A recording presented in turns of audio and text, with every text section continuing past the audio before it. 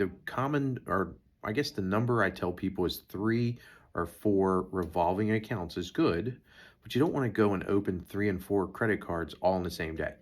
Not a good thing. One, each one's going to be a hard inquiry for a credit card that may impact your score. And two, it looks as if you're going to be spending way more money than you have by asking for all that credit in one day. Over time, you add credit cards. Yes, there's going to be times you want to get a credit card to save money at a store. Everybody does it. Fine. Those cards actually, if you pay them off, never use them again. They're only for that store. Don't impact your credit over time.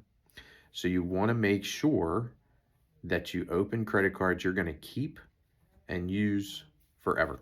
For instance, a rewards credit card. I tell a lot of people Target cards. Everybody goes to Target. That credit card actually gives you reward points back, and you can use it at that store. So that's a good card to open.